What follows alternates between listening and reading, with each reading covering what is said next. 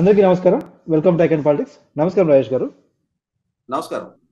Sir, group 1 ఎప్పుడో 2018లో చంద్రబాబు నాయుడు గారి హయాంలో ఇచ్చిన నోటిఫికేషను, అది కాస్త ఏదో డిలే అవుతూ అవుతూ 2020లో అది ఎగ్జామ్స్ జరిగాయి. తర్వాత ఈ వీటిలో చాలా అవకతవకలు జరిగాయని చెప్పేసి హైకోర్టులో ఆధారాలతో సహా ప్రూవ్ అయినాయి.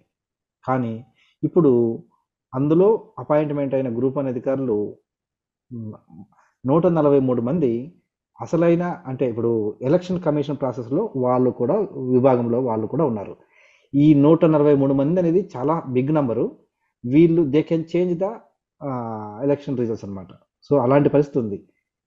సరే, హైకోర్టు చెప్పింది వీళ్ళు ఏంటి, వీళ్ళంతా దొంగతనంగా, అంటే బ్రైబ్ ఇచ్చి, లంచాలు ఇచ్చి ఏదో విధంగా ఎలక్ట్ అనేసి. అసలు వీళ్ళని నియామకం చేసిన అధికారుల మీద, లేదంటే సీతారామాంజనేయులు గారి మీద కానీ, లేదంటే గౌతమ్ సవాంగ్ వారి మీద కానీ ఎందుకు చర్యలు తీసుకోలేదు?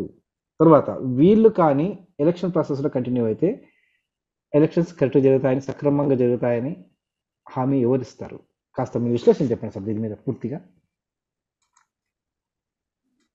వాస్తవంగా రాష్ట్రాన్ని ఒక కుదిపిన అంశం ఇది.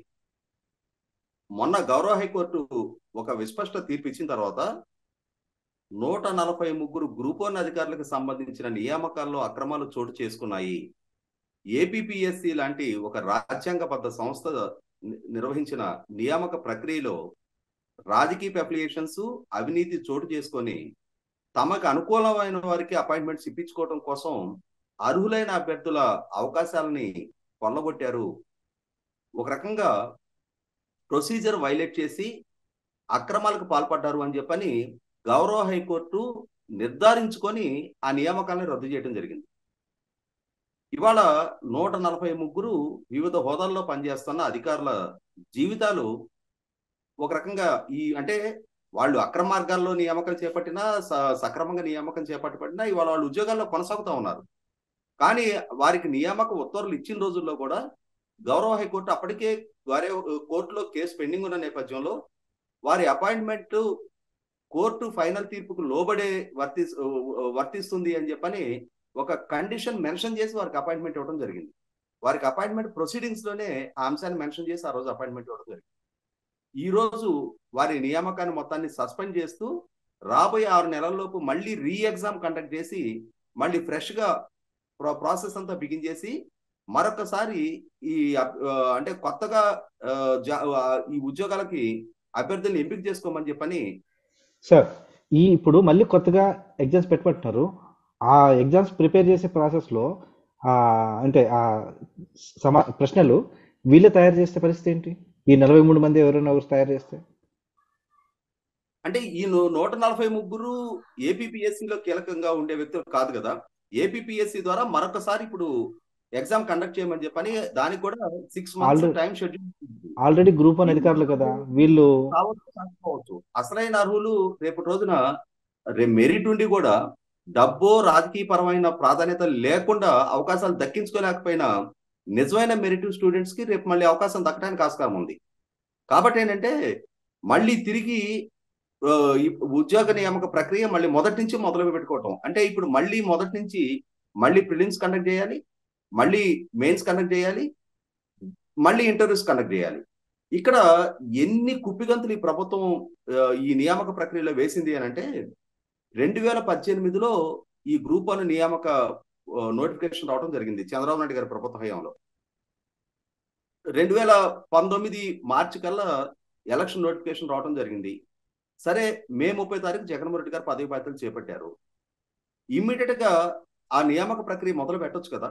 2019లోనే వాళ్ళకి ప్రిలిమ్స్ కండక్ట్ చేసి ఉండొచ్చు కదా. కానీ దాన్ని 2020 వరకు ఎక్స్టెండ్ చేసుకుంటూ వెళ్ళారు. 2020లో ప్రిలిమ్స్ కండక్ట్ చేసిన తర్వాత మళ్ళీ తిరిగి మెయిన్స్, అంటే ప్రిలిమ్స్ లో క్వాలిఫై అయిన వాళ్ళకి మెయిన్స్ కండక్ట్ చేయడానికి మరొక సంవత్సరం కాలం తీసుకున్నారు. ఆ తర్వాత 2021లో మెయిన్స్ కండక్ట్ అయింది. ఈ ప్రభుత్వం బాధ్యతలు చేపట్టిన తర్వాత ఏం చెప్పిందంటే, ముఖ్యమంత్రి స్వయంగా ఇంటర్వ్యూ ఫేజ్ కనుక ఉండున్నట్టయితే ఆ ఇంటర్వ్యూలో తమకు అనుకూలమైన వాళ్ళని ఎంపిక చేసుకోవటం అనేది ఒక దుస్సాంప్రదాయం కొనసాగుతుంది. కాబట్టి మా ప్రభుత్వం ఇంటర్వ్యూ ప్రాసెస్ ని తీసేస్తుంది, మెయిన్స్ పరీక్షల్లో క్వాలిఫై అయిన వాళ్ళ ప్రాతిపదిక మీద రోస్టర్ పాయింట్స్ బేసిస్ లో మెరిట్ ప్రాతిపదిక మీద మేము ఉద్యోగ నియామకాలు ఇచ్చేస్తామని చెప్పారు. ఓహో పోనీలే, ఇది ఒక మంచి సాంప్రదాయమే కదా. ఇంటర్వ్యూ ఉంటే ఆ అంటే మెయిన్స్ 750 మార్కులకి కండక్ట్ చేస్తా ఉన్నారు. ఇంటర్వ్యూలో 75 మార్క్స్ స్టేజ్ ఉంటుంది. అంటే ఇక్కడ ఏమవుతుంది, మెయిన్స్ లో క్వాలిఫై అయిన వాళ్ళని 1:2 ప్రపోర్షన్ లో ఇంటర్వ్యూకి ఎలిజిబిలిటీగా పిలుస్తా ఉన్నారు అనమాట. ఇంటర్వ్యూ ప్రాసెసే క్యాన్సిల్ చేశారు కాబట్టి ఇక మెరిట్ లో వచ్చిన వాళ్ళని ఎన్ని జాబులు అయితే ఉంటాయో వాళ్ళకుండే రిజర్వేషన్లు, వెయిటేజీ వీటన్నిటి ప్రాతిపదిక మీద డైరెక్ట్ గా అపాయింట్మెంట్ ఇస్తారులే అని చెప్పని అనుకున్నారు. మళ్ళీ తిరిగి ఏం చేశారు, మరొక కుప్పిగా తీసి మళ్ళీ ఇంటర్వ్యూ ప్రాసెస్ అంటే ఫైనల్ లిస్ట్ మెయిన్స్ ఫలితాలు విడుదలైన తర్వాత మళ్ళీ ఇంటర్వ్యూ ప్రాసెస్ మళ్ళీ ఇంప్లిమెంట్ చేశారు. సరే, ఇంటర్వ్యూ ప్రాసెస్ ఇంప్లిమెంట్ చేశారు. నేను ఇందాక చెప్పినట్టుగానే 1:2 ప్రపోర్షన్ లో ఇంటర్వ్యూస్ కి పిలిచారు. ఈ ఇంటర్వ్యూస్ కి పిలిచి 75 మార్క్స్ కి ఇంటర్వ్యూస్ కండక్ట్ చేసి ఫైనల్ గా అపాయింట్మెంట్లు ఇచ్చారు. ఇక్కడ ఈ ఎగ్జామ్స్ కండక్ట్ చేసిన ప్రాసెస్ లో ఇంకెన్ని కుప్పగంతులు వేశారు అని అంటే, వాస్తవంగా ఈ ప్రిలిమ్స్ కండక్ట్ చేసి తర్వాత మెయిన్స్ కండక్ట్ చేసే టైంలోనే దాని వాల్యుయేషన్ వచ్చేటప్పటికి మాన్యువల్ గా వాల్యుయేషన్ జరుగుతుంది అనేది నోటిఫికేషన్ లో ఇచ్చారు. కానీ వాల్యుయేషన్ జరిగిన తర్వాత నిర్ధారించింది ఏంటి అంటే డిజిటల్ వాల్యుయేషన్ చేశారు. మీరు డిజిటల్ వాల్యుయేషన్ ఎందుకు చేశారు, మాన్యువల్ గా చేయాల్సింది, డిజిటల్ వాల్యుయేషన్ చేయడం వల్ల మాకు అన్యాయం జరిగింది అని చెప్పని కొంతమంది అభ్యర్థులు ఇప్పుడు వాళ్ళు ఏం రాశారు, ఎన్ని మార్కులు వచ్చినాయి అనేది వాళ్ళకి ఒక స్పష్టత ఉంటది కదా. ఇప్పుడు కీ రిలీజ్ అవుతుంది ఏపీపీఎస్సీ నుంచి, ఆ కీతో వెరిఫై చేసుకున్నప్పుడు వాళ్ళకి రావాల్సిన మార్కుల కన్నా తక్కువ వచ్చినాయి అనే భావన కలిగినప్పుడు ఎక్కడో పొరపాటు జరిగింది కాబట్టి దాన్ని ఛాలెంజ్ చేయడం అనేది వాళ్ళకున్న నైతికత హక్కు. అది వాళ్ళకి ఆ హక్కు వాళ్ళకు ఉంది. దాంతో వాళ్ళు కోర్టులో ఛాలెంజ్ చేశారు, ఏదో అవకతవకలు జరుగుతూ ఉన్నాయి ఇక్కడ అని చెప్పని. అప్పుడు కోర్టుకు తేడతనమైంది ఏంటి అంటే డిజిటల్ వాల్యుయేషన్ చేశారు. డిజిటల్ వాల్యుయేషన్ వల్ల అంటే చాలా మంది అభ్యర్థులకు అన్యాయం జరిగింది అని చెప్పని. అప్పుడు కోర్టు మీరు నోటిఫికేషన్ లో మాన్యువల్ వాల్యుయేషన్ అని చెప్పని మెన్షన్ చేసినప్పుడు డిజిటల్ వాల్యుయేషన్ ఎందుకు చేశారు అని చెప్పని మాన్యువల్ చేయమని ఆదేశాలు ఇవ్వడం జరిగింది. మరి ఒకసారి మాన్యువల్ వాల్యుయేషన్ చేశారు. మాన్యువల్ వాల్యుయేషన్ చేసిన తర్వాత కూడా మళ్ళీ అభ్యర్థులకి మళ్ళీ అనుమానాలు రావడం జరిగింది. ఇందులో కూడా ఏదో మతలబ్ జరిగింది అని చెప్పని. ఆ మతలబ్ జరిగింది అని చెప్పని అనుమానం వచ్చిన తర్వాత మరొకసారి కోర్టుకు అప్రోచ్ అవ్వడం జరిగింది. ఫైనల్ గా యాతావాత తేలింది ఏంటి అంటే అభ్యర్థులు 2 సార్లు మాన్యువల్ వాల్యుయేషన్ చేశారు అని చెప్పని స్పష్టం చేస్తా ఉన్నారు.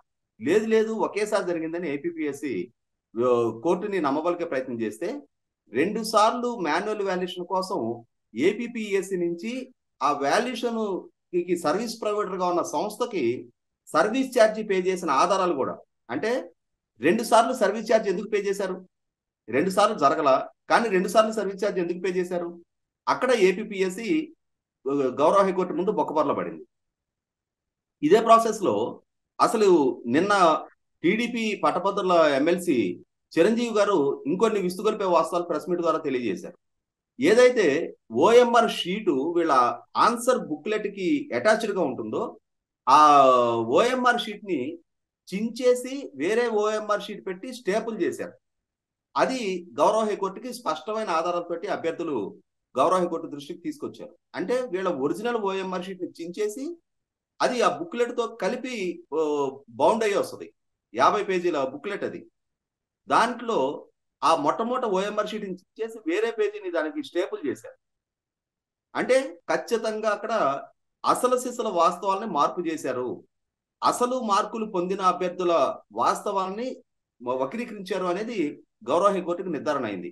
అయిన తర్వాత ఇందులో అక్రమాలు, ఫ్రాడ్ చోటు చేసుకుంది అని చెప్పని నిర్ధారించుకున్న తర్వాత గౌరవ హైకోర్టు ఈ 143 నియామకాలని రద్దు చేయడం జరిగింది. మళ్ళీ తిరిగి మరొకసారి 6 నెలల్లోపే ఎగ్జామ్ కండక్ట్ చేయమని చెప్తుంది. ఎస్, ఇక్కడ వరకు ఈ ప్రాసెస్ అంతా డ్యూ ప్రొసీజర్ ప్రకారం న్యాయస్థాన పరిధిలో అంటే పూర్తి విచారణ జరిగింది. న్యాయస్థానం ఇప్పుడు తప్పు జరిగిందని నిర్ధారించింది. మరి తప్పు చేసింది ఎవరు? అక్రమంగా అయోగ్యులకి నియామకాలు ఇచ్చింది ఎవరు? అర్హులైన అభ్యర్థుల అవకాశాలు పొట్టగొట్టింది ఎవరు? కొలగొట్టింది ఎవరు? ఈ అక్రమాలకు పాల్పడ్డ బాధ్యత కలిగిన స్థానాల్లో ఉన్న అధికారులు ఇప్పుడెందుకు చట్టపరమైన చర్యలకు బాధ్యులు గారు? ఆ రోజు చంద్రబాబు నాయుడు గారి ప్రభుత్వం దిగిపోయిన నాటికి ఏపీపీఎస్సీ చైర్మన్ గా ప్రొఫెసర్ పిన్నమనేని ఉదయ్ భాస్కర్ గారు అని చెప్పని ఆయన కొనసాగుతూ ఉన్నారు. ఈ ప్రభుత్వ అధికారంలోకి వచ్చిన తర్వాత ఆ ఏపీపీఎస్సీ కార్యదర్శిగా అంటే ఏపీపీఎస్సీ చైర్మన్ వచ్చేప్పటికి కాన్స్టిట్యూషనల్ పోస్టు, దాన్ని ప్రభుత్వం రద్దు చేయలేదు. కాబట్టి ఆయనకి సఫికేషన్ క్రియేట్ చేయడం కోసం అని చెప్పని ఆయన మీద పెత్తనం కోసం ఇప్పుడు ఇంటెలిజెన్స్ చీఫ్ గా ఉన్న సిఎస్ఆర్ ఆంజనేయులు గారిని, సీతారామాంజనేయులు ఐపీఎస్ అధికారి, ఆయన్ని ఏపీపీఎస్సీ కార్యదర్శిగా నియామకం చేపట్టి ఆయన వైఖరి మనకు అందరికీ తెలుసు. ఆయన గుంటూరు ఎస్పీగా పనిచేస్తున్నాడు, కర్నూలు ఎస్పీగా పనిచేస్తున్నాడు, విజయవాడ కమిషనర్ గా పనిచేస్తున్నాడు. ఎంతటి వివాదాస్పద వ్యవహార శైలి కనపరిచారు అనేది రాష్ట్రం మొత్తానికి తెలుసు. కాబట్టి అటువంటి ఆధిపత్య ధోరణి ప్రదర్శించగలిగే అధికారిని ఆ ఏపీపీఎస్సీ చైర్మన్ మీద ప్రయోగించిన తర్వాత అక్కడ ఏపీపీఎస్సీ చైర్మన్ నిమిత్త మాత్రుడిగా మారిపోయాడు. సర్వసహా అధికారాలన్నీ ఈ సీతారామాంజనేయులు గారే చెలాయించారు. ఈయన ఆధ్వర్యంలోనే ఈ డిజిటల్ వాల్యుయేషన్ ఇవన్నీ జరిగింది. మొట్టమొదట మాన్యువల్ వాల్యుయేషన్ కూడా మాన్యువల్ మూల్యాంకనం అంటున్నారు తెలుగులో, అది కూడా సీతారామాంజనేయులు గారి హయాంలోనే జరిగింది. ఈలోగా ఫార్మర్ డీజీపీ గౌతమ్ సవాంగ్ గారిని ఏపీపీఎస్సీ చైర్మన్ గారిని నియామకం చేపట్టారు. అప్పుడు గౌతమ్ సవాంగ్ గారి ఆధ్వర్యంలో మరొకసారి మాన్యువల్ వాల్యుయేషన్ జరిగింది. అంటే ఇక్కడ ఒక ఐపీఎస్ అధికారి ప్రస్తుతం పదవిలో కొనసాగుతున్న ఇంటెలిజెన్స్ చీఫ్ ఆయన, అలాగే ఫార్మర్ ఐపీఎస్ అధికారి ప్రస్తుతం ఏపీపీఎస్సీ చైర్మన్ గా ఉన్న గౌతమ్ సవాంగ్ గారు, వీరిద్దరి నిర్ణయాధికారం వల్ల ఇవాళ వేలాది మంది అభ్యర్థులు సంవత్సరాల తరబడి కష్టపడి చదువుకొని 2018లో ఇచ్చిన నోటిఫికేషన్ 2020 సంవత్సరంలో అపీర్ అయ్యి 4 సంవత్సరాల పాటు వాళ్ళు ఆవేదనతో ఎదురు చూస్తూ ఉంటే ఏ తర్వాత తేలింది ఏంటి అంటే అందులో ఫ్రాడ్ చేశారు.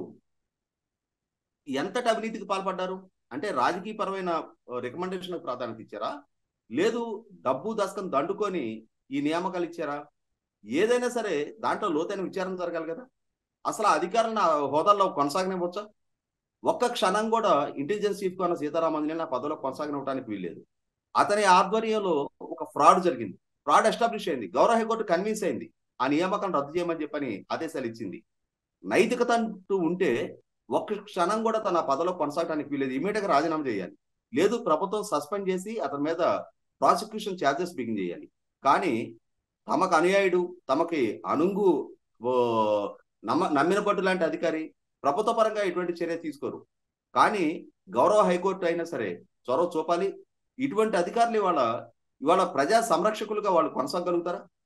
ఇవాళ ఇదే సీతారామాంజనేయులు గారిని చంద్రబాబు నాయుడు గారు అరెస్టు సందర్భంగా చూసాం. అదే అధికారి ఆధ్వర్యంలో ఉన్న విభాగం హైదరాబాద్ లో కిలార్ రాజేష్, నారా లోకేష్ మిత్రుడు, అతన్ని ఎట్లా వెంటాడిన తీరు చూసాం. యాక్చువల్ గా కౌంటర్ ఇంటెలిజెన్స్ విభాగానికి అధికారిగా ఉన్న సీతారామాంజనేయులు గారికి సిఐడి కేసుల్లో సాక్షిగా ఉన్న కిలార్ రాజేష్ ని వెంటాడాల్సిన అవసరం ఏంటి? ఎందుకు బెదిరించారు అతన్ని? ఇక్కడ అర్థమవుతున్నది ఒకటే, జగన్మోహన్ రెడ్డి గారికి రాజకీయంగా ప్రత్యర్థులుగా ఉన్న వాళ్ళని బెదిరించడానికి, దౌర్జన్యాలు చేయడానికి, అక్రమ కేసులు బనాయించడానికి తన అధికారాన్ని దుర్వినియోగపరుస్తున్న సీతారామాంజనేయులు గారు ఈ రోజు ఇంతటి అధికార దుర్వినియోగానికి ఏపీపీఎస్సీ కార్యదర్శిగా పాల్పడ్డారు అని చెప్పని గౌరవ హైకోర్టు నిర్ధారించిన తర్వాత ఏపీపీఎస్సీ చైర్మన్ గా బాధ్యతలు చేపట్టిన ఫార్మర్ డీజీపీ గౌతమ్ సవాంగ్ గారు కూడా దీంట్లో భాగస్వామి అని చెప్పని నిర్ధారణ అయిన తర్వాత ఒక్క క్షణం కూడా వారిని ఆ పదవిలో కొనసాగనివ్వడానికి వీలేదు. వారిని సస్పెండ్ చేయాలి, వారి మీద కేసులు నమోదు చేయాలి, వారిని కస్టడీకి తీసుకొని ఎవరి ఆదేశాలతో ఇటువంటి చర్యలకు పాల్పడ్డారు, ఎంత డబ్బు చేతులు మారింది, ఆ డబ్బు రూటిన్ ఎట్లా అయింది అనేది అన్ని వివరాలని రాబట్టాల్సిన అవసరం ఉంది. అసలు దోషులని ఎంతమంది ఉంటే అంతమంది, అంటే అధికార దుర్వినియోగానికి పాల్పడిన వీళ్ళని, ఈ అధికార దుర్వినియోగం ద్వారా ప్రయోజనం పొంది వాళ్ళ ఉద్యోగాల్లో స్థిరపడిన అభ్యర్థులు ఎవరెవరు ఉన్నారు, అసలు అవకాశాలు కోల్పోయింది ఎవరు, అవకాశం లేకపోయినా కూడా అవకాశాలు దక్కించుకున్నది ఎవరు, ఇవాళ గ్రూప్ 1 అధికారులుగా చలామణి అవుతున్నది ఎవరు? వీళ్ళందరి విషయంలో పారదర్శకమైన విచారణ జరగాలి. అదే సందర్భంలో ఇప్పుడు గౌరవ హైకోర్టు వీళ్ళ నియామకాలు పెండింగ్ లో పెట్టమని ఆదేశాలు ఇచ్చిన నేపథ్యంలో తక్షణం వాళ్ళందరినీ వాళ్ళ విధుల నుంచి తప్పించాలి. వాళ్ళని ఎలక్షన్ రిటర్నింగ్ ఆఫీసర్స్ గా అపాయింట్ చేస్తున్నారు.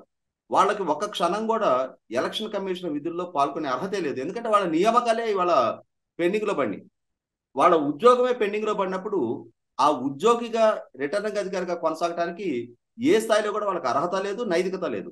ఇటువంటి సందర్భంలో చాలా వేగంగా ఈ విషయాల్లో చర్యలు తీసుకోవాలి. ప్రత్యామ్నాయ రిటర్నింగ్ ఆఫీసర్స్ ని ఎలక్షన్ కమిషన్ అపాయింట్ చేసుకోవాలి. లేని పక్షంలో ఇటువంటి అక్రమ మార్గాల్లో ఉద్యోగాలు దక్కించుకొని ఇవాళ ఎన్నికల రిటర్నింగ్ అధికారులుగా కొనసాగుతున్నప్పుడు రేపు ఎన్నికల విధుల్లో కూడా ఇదే విధమైన అక్రమానికి పాల్పడటానికి ఆస్కారం ఉంటుంది.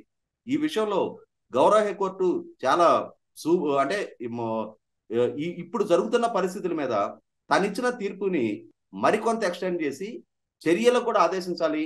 లేని పక్షంలో ఎవరైతే అంటే ప్రత్యర్థి రాజకీయ పక్షాలైనా సరే, తెలుగుదేశం ప్రతిపక్ష రాజకీయ పక్షాలైనా సరే గౌరవ హైకోర్టుని అప్రోచ్ అయ్యి తగు విధమైన ఆదేశాలు పొందాలని చెప్పని డిమాండ్ చేస్తా ఉన్నా. సార్ అంటే ఇప్పుడు ఇన్ని రోజులు ఫైట్ చేసిన వాళ్ళు అంటే ఇప్పుడు 143 మంది ఆల్రెడీ ఉద్యోగంలో తీసుకున్నారు. ఇన్ని రోజులు వాళ్ళు జీతభత్యాలు తీసుకున్నారు, అలాగే చాలా బెనిఫిట్స్ పొందారు గవర్నమెంట్ దగ్గర. సో వాళ్ళు అక్రమంగా సంపాదించిన దాంతో ఇప్పుడు మళ్ళీ పట్టు సాధిస్తే ఎగ్జామ్స్ మళ్ళీ ఇప్పుడు కొత్తగా ఎగ్జామ్స్ కండక్ట్ చేస్తే పేపర్స్ మీద పట్టు సాధించడం కానీ, లేదంటే లోపల అధికారుల దగ్గర కుమ్మక్క అవడం కానీ ఇలాంటివి జరిగితే, అలాగే తర్వాత పరిస్థితి ఏంటంటే లోపల అదే వాల్యుయేషన్ అప్పుడు వీళ్ళు చూపించవచ్చు కదా వీళ్ళు తన ఇంతకుముందు చలాయించిన అధికారాన్ని అంతా. ఇవాళ ఈ ప్రభుత్వ హయాంలో జరుగుతున్న నియామకాల్లో ఉన్న అక్రమాల గురించి ప్రస్తావించుకోవాలి అంటే, నాకు నిన్న ఇంకొక అంశం నా దృష్టికి తీసుకొచ్చారు. చిత్తూరు జిల్లాలో మదనపల్లిలో ఒక ప్రభుత్వ మెడికల్ కాలేజీ హాస్పిటల్ నిర్మాణం జరుగుతుంది. ఆ జరుగుతున్న మెడికల్ కాలేజీ హాస్పిటల్ లో పారామెడికల్ సిబ్బంది 270 మందిని నియామకం కోసం నోటిఫికేషన్ ఇచ్చారు. నోటిఫికేషన్ ఇస్తే 5,700 మంది ఎలిజిబుల్ నిరుద్యోగులు అప్లై చేసుకున్నారు. అంటే అటెండర్ పోస్ట్ దగ్గర నుంచి ల్యాబ్ టెక్నీషియన్స్, ఎక్స్రే టెక్నీషియన్స్, ఇట్లా అన్ని రకాల పారామెడికల్ సిబ్బంది కూడా అప్లై చేసుకున్నారు. సహజంగా ఏంటంటే దాంట్లో ఉండే ప్రొసీజరు, ఆ అప్లికేషన్స్ లో వాళ్ళకి రోస్టర్ పాయింట్స్ ఉంటాయి. అంటే వాళ్ళకి ఆ కోర్స్ ఎప్పుడు పూర్తి అయిపోయింది, వాళ్ళకి ఎన్ని సంవత్సరాల అనుభవం ఉంది, వీటి తర్వాత క్యాస్ట్ వైజ్ రిజర్వేషన్స్, వీటి ప్రాతిపదికగా వెయిటేజ్ మార్క్స్ ఇస్తారు. ఆ వెయిటేజ్ మార్క్స్ ప్రకారం మెరిట్ బేసిస్ లో ఇప్పుడు ఎక్స్రే టెక్నీషియన్ ఉంటే ఆ ఎక్స్రే టెక్నీషియన్ కి 5,700 మందిలో ఎంతమంది అప్లై చేశారు.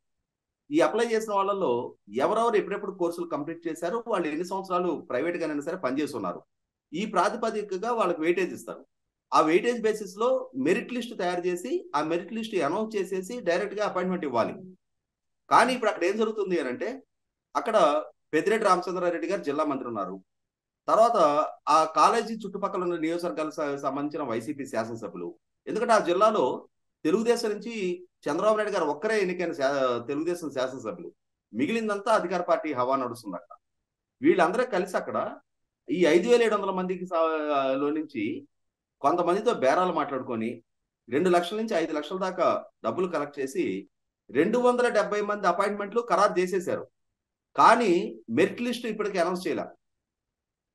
సహజంగా మెరిట్ లిస్టు అనౌన్స్ చేసినప్పుడు ఆ మెరిట్ లిస్ట్ లో ఎవరైనా మాకు కన్సిడర్ చేయాల్సిన రోస్టర్ పాయింట్లు ప్రాపర్ గా కన్సిడర్ చేయలేదు అన్న భావన కలిగితే కోర్టులో ఛాలెంజ్ చేయడానికి వీలవుతుంది. అయోగ్యులకి అవకాశాలు ఇచ్చారు డబ్బు తీసుకొని, ఎలిజిబుల్ క్యాండిడేట్లు మాకు అవకాశం దక్కలేదు అని అంటే కోర్టులో ఛాలెంజ్ చేయడానికి ఆస్కారం ఉంటుంది. కాబట్టి అసలు మెరిట్ లిస్టే అనౌన్స్ చేయకుండా అపాయింట్మెంట్స్ కన్ఫర్మ్ చేసేసారంట. అంటే ఎంత విచ్చలవిడితనానికి బరితెగింపుకు నిదర్శనం ఇది. ఎన్ని రోజులు చేస్తారు? ఇప్పుడు 143కి గ్రూప్ 1 అధికారులకు ఉద్యోగాలు ఇచ్చిన తర్వాత, వాళ్ళు ఉద్యోగాల్లో కుదురుకున్న తర్వాత కూడా కోర్టులో కేసు నడిచింది కదా. అదేవిధంగా రేపు ఈ ప్రభుత్వం ఇంకొక నెల 2 నెలల్లో మారిపోద్ది. మారిన తర్వాత అయినా సరే ఏ ప్రాతిపదిక మీద ఈ 270 మందికి అపాయింట్మెంట్ ఇచ్చారు అని చెప్పని మిగిలిన అభ్యర్థులు కోర్టుకు వెళ్తారు కదా. లేదు, కనీసం వచ్చే ప్రభుత్వం అయినా వివరణ ఇస్తుంది కదా. వాళ్ళు ఎలిజిబుల్ అభ్యర్థులకి 270 మందికి ఉద్యోగాలు ఇచ్చారా, లేదు రాజకీయ రికమెండేషన్ తోటి డబ్బులకి తీసుకొని జాబులు ఇచ్చారనేది 100కి 100 పాళ్ళు ఇవాళ అభ్యర్థులు కూడా మోసపోతా ఉన్నారు. రేపు రోజున మెరిట్ లిస్టు అఫీషియల్ గా అనౌన్స్ చేస్తే అనర్హులుగా ఉన్న వాళ్ళకు ఉద్యోగం దక్కితే ఆ నియామకం రద్దు అవుతుంది. అయినా సరే వీళ్ళు తొందరపడిపోయి డబ్బులు ఇచ్చేసిన తర్వాత రేపు ఆ రాజకీయ నాయకులు డబ్బులు వీళ్ళకి వెనక్కిస్తారా? అంటే గోడ దెబ్బ చెప్ప దెబ్బ. ఉద్యోగ నియామకము పోతే డబ్బులు నష్టపోతారు.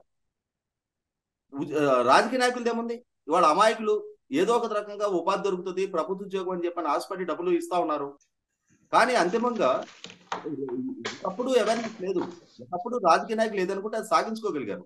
కానీ వాళ్ళ ప్రజల్లో చైతన్యం వచ్చింది. యువతలో మరీ ముఖ్యంగా సమాచారాన్ని సాధించుకోగలుగుతున్నారు.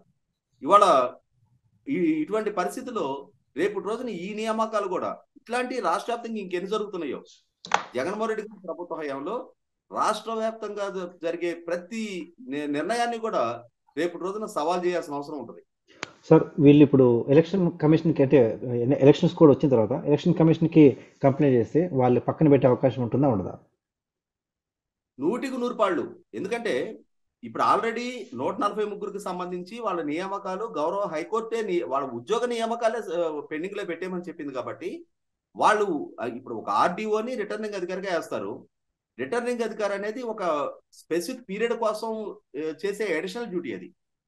బేసికల్ గా తనకు ఆర్డీఓ, ఆ ఆర్డీఓ పోస్టే అబయన్స్ లో పెట్టేసిన తర్వాత ఆర్డీఓ ప్రాతిపదిక మీద ఉండే రిటర్నింగ్ అధికారికి అసలు ఇక అర్థం లేని వ్యవహారం అది.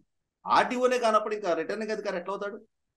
కాబట్టి ఇప్పుడు మళ్ళీ తిరిగి ఈ 143 స్థానంలో కొత్తగా విధులు నిర్వహించడానికి కొత్త సిబ్బందిని ఎంపిక చేసుకోవాల్సిందే. ఎలక్షన్ కమిషన్ విధులకు సంబంధించి వేరే అధికారులను ఐడెంటిఫై చేసుకొని వారికి బాధ్యతలు అప్పచెప్పాల్సిందే. చూద్దాం సార్. కనీసం ఎలాగో ఈ ప్రభుత్వం ఎలాగో వాళ్ళ మీద చర్యలు తీసుకునే అవకాశం ఉండదు. కోర్టులు ఏమైనా తెలుస్తాయో లేదంటే వీళ్ళని ఎలక్షన్ కమిషన్ ఎలక్షన్ ప్రాసెస్ నుంచి దూరం పెట్టి ఎలక్షన్స్ సజావుగా జరిగేలా చూడాలని ఆశిద్దామండి. ధన్యవాదాలు సార్.